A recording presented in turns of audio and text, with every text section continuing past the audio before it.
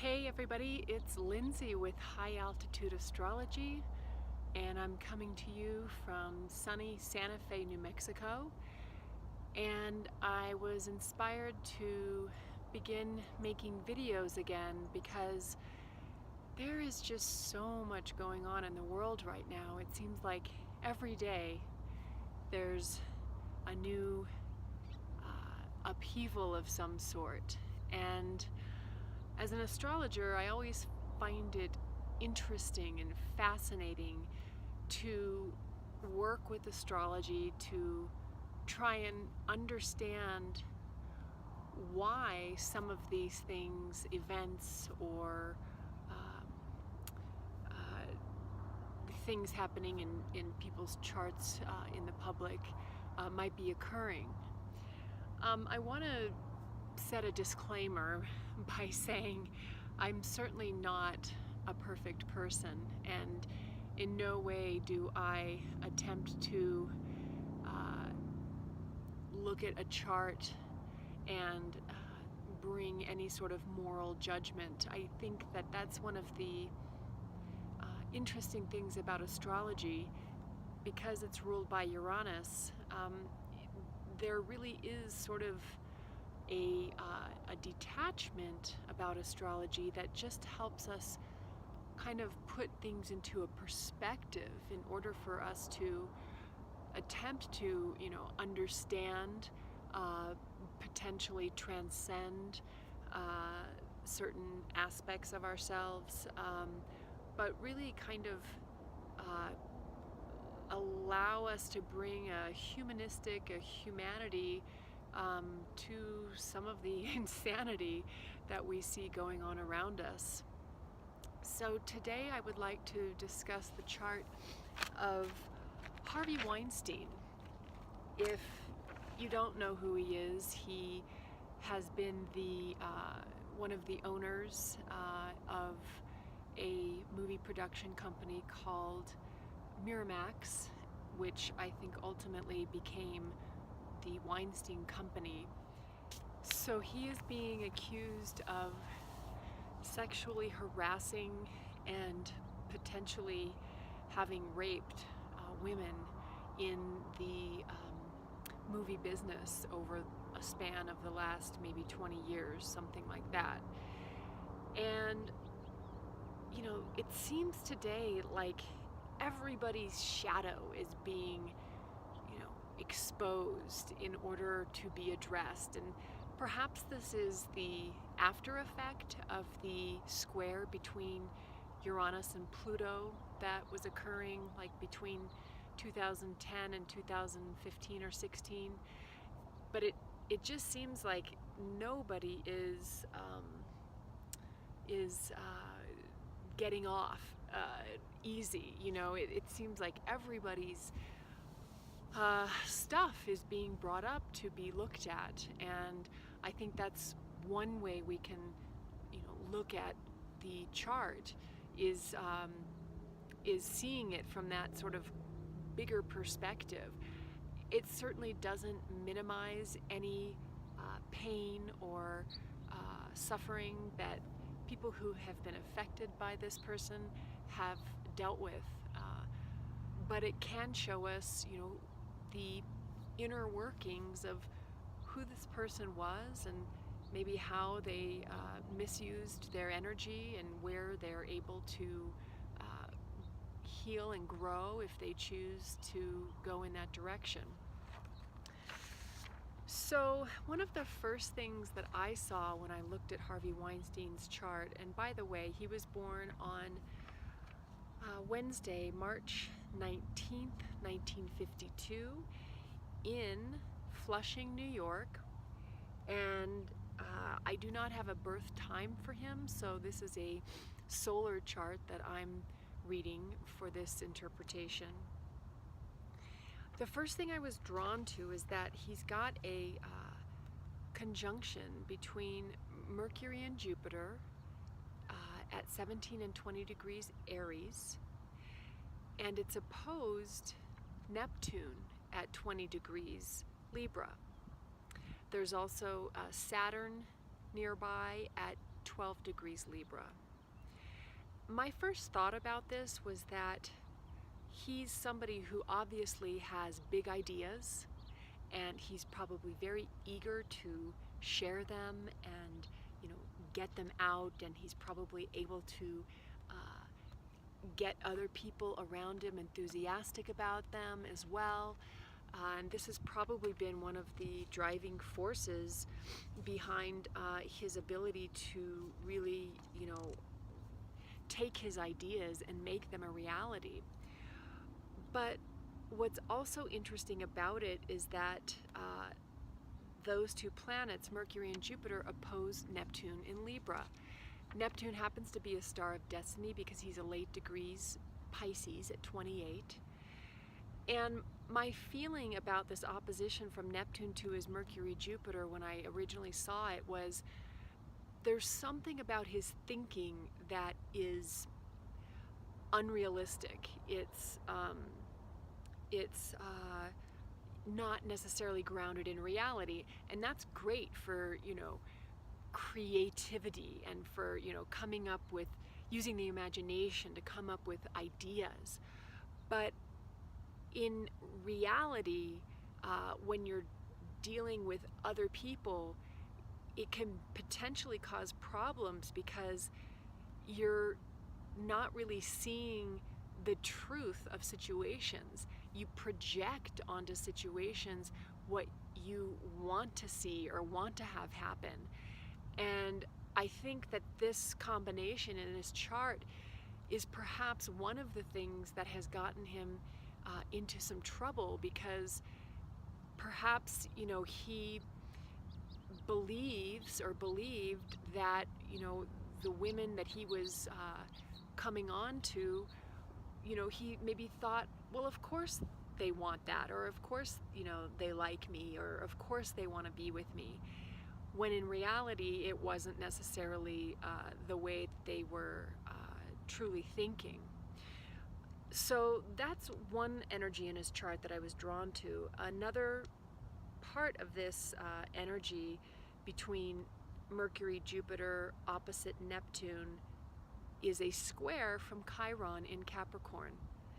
So there's some sort of wound connected to this way of thinking that perhaps makes him feel vulnerable and like he has to try even harder to I guess manifest those ideas. Capricorn, the Chiron in Capricorn, the wound is related to being an authority and to being able to in some ways create in the material world. So that wound has probably driven him his whole life, to really gain the success that he has. But at the same time, maybe he saw these situations where he wanted something, he wanted to achieve something, he wanted to get something, as some sort of as connected somehow to his wound, to his inability to actually be successful, and that in turn maybe drove him even more to try to basically get what he wanted. So the last piece in this energy between Mercury, Jupiter, opposite Neptune, both all of it squared to Chiron, is an opposition from Chiron to Uranus in Cancer, and then that Uranus squares the Mercury. So to have Chiron, the wound, on one end and Uranus on the other end can kind of mean that you sort of go back and forth between, in some ways, dealing with the wound and acting out the wound and feeling wounded, and then on the opposite end Uranus brings some sort of awareness and understanding and a higher perspective of things. But there's sort of this flipping back and forth between the two energies that can occur. So perhaps he understood some of this part of himself and wanted to in a sense kind of grow or elevate his consciousness around it, but it's just connected to this strained energy in a grand cross, really, between Chiron, Uranus, and then the square to Mercury in Aries, and then the square to Saturn, which just means he may really have had a hard time sort of integrating this understanding about himself and being able to shift and grow.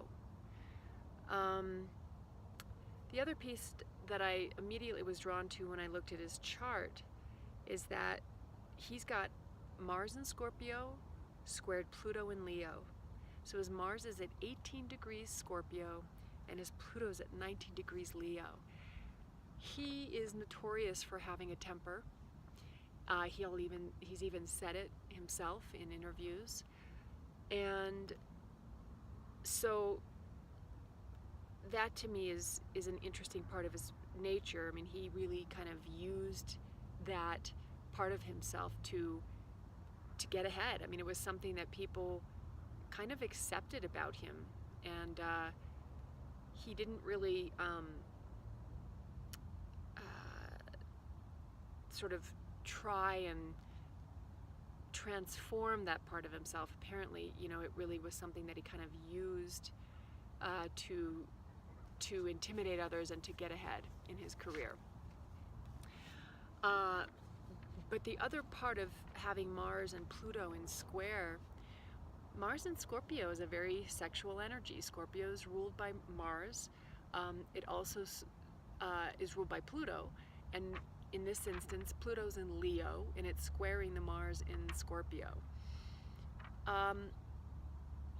Pluto's an interesting planet because it definitely takes us to the depths of our sort of unconscious, and it brings things up for us to see, which can be a very ultimately good thing. It can take us through this process in somewhat challenging ways, because looking at our shadow isn't always the most pleasant thing, and we can resist it. And when we are resisting it, when we're not choosing to look at it, what happens is that energy can sort of turn into becoming compulsive or becoming obsessed.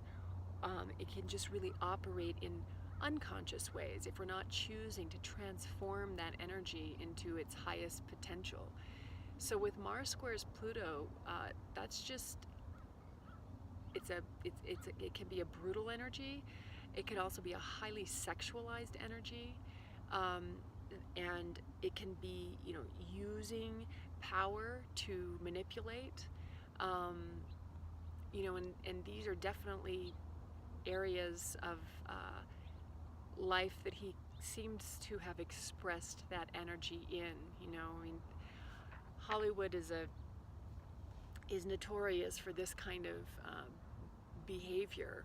It's a very powerful industry, and unfortunately we're living in a culture, and it seems that perhaps it's changing, that really just kind of accepts that sexual predatory behavior is just part of the business. And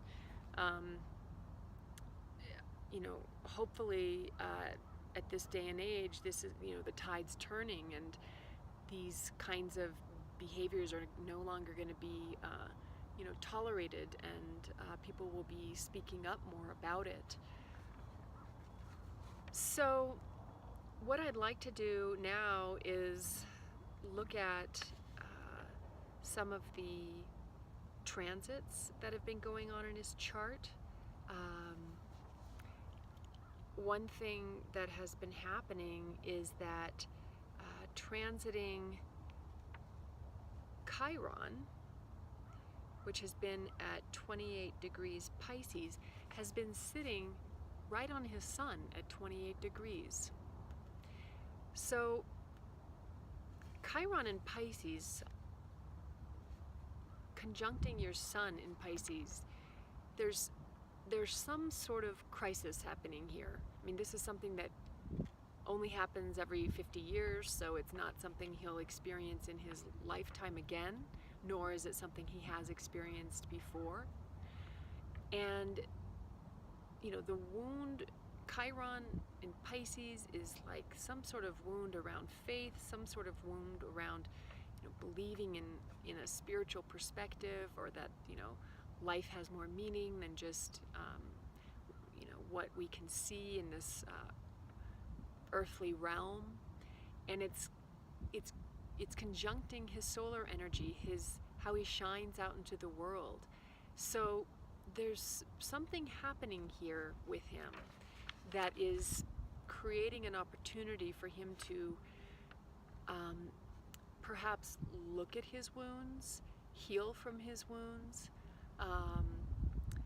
become, you know, somebody who can then, you know, share with others about his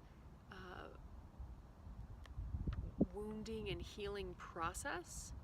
I know that he's already talked about the need to get into therapy and to look at why he has behaved in this way, and, you know, hopefully that's not just a PR stunt to try and salvage whatever he can of his career and reputation, but hopefully it's, you know, truly a sincere desire to actually you know, look at himself more deeply and you know, heal. Another interesting transit that's been happening for him is transiting Pluto has been squaring his Mercury at 17 degrees Aries, and Pluto's been in Capricorn, and Mercury at 17 degrees Aries.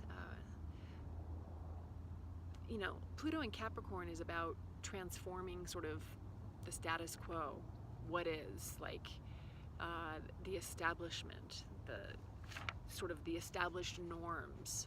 So with that energy, Pluto, transformation of the establishment, is squaring his Mercury in Aries, his thinking process. And Aries is like, I'm gonna get what I want. I'm gonna fight for it, and I'm gonna get what I want. You know, my way is the right way. You know, my perspective is, and I'm gonna fight for it. So Pluto, again, a once in a lifetime transit, has been squaring his thinking. You know, it's been saying, you know, wait a minute. If you've been behaving in certain established norm ways that, you know, you think are acceptable, guess what? We're gonna come in and, you know, really show you how your thinking may be off. You know, your thinking may be wrong, and it's time to look at that and change. And his solar arc Mercury is at 21 Gemini. Well, that's interesting, because transiting Saturn has been opposite his solar arc Mercury, because Saturn's been at 21 Sag. So for a while now, transiting Saturn has been opposing his solar arc Mercury. Another thinking, changing his thinking, you know. In some ways, it's sort of like him beginning to pay some sort of karmic debt, because that's what Saturn has to deal with, is reaping what you sow, you know. So with this Saturn, solar arc Saturn at 21 Gemini opposing that Mercury, transiting Saturn opposing that solar arc Mercury is bringing up something in relationship to, again, his thinking process, and, you know, how he has sort of created a foundation in the past based on maybe a flawed way of thinking that now he's having to come to terms with. And finally, let's just end by doing a quick scan of his progressions. Progressed Uranus is at 11 degrees Cancer, and it's opposing his natal Chiron at 11 degrees Capricorn. So now might be the time for him to really begin to understand more on a feeling level what has happened here. Uranus in Cancer, you know, that's like bringing understanding and awareness, a higher perspective, but in some ways like on the feeling realm, in the emotional realm. So perhaps he'll be beginning to see, as this Uranus in Cancer opposes his Chiron in Capricorn, you know, how in some ways his behavior has been very heartless and without feeling, and you know, you can't really ultimately, you know, operate that way in the world without having to ultimately sort of recognize how what we do, you know, affects others on an emotional level. So this has been my interpretation of Harvey Weinstein's solar chart. I hope it was interesting for you, and please leave me some comments or feedback, or subscribe to this channel if you're interested. If you want to reach me, right now I'm using another email. It's my first name, Lindsay, LINDSAY, C as in cat, 73 @gmail.com, and you can reach out to me to inquire about readings. And I appreciate you watching this YouTube, and I will see you soon. Take care. Adios.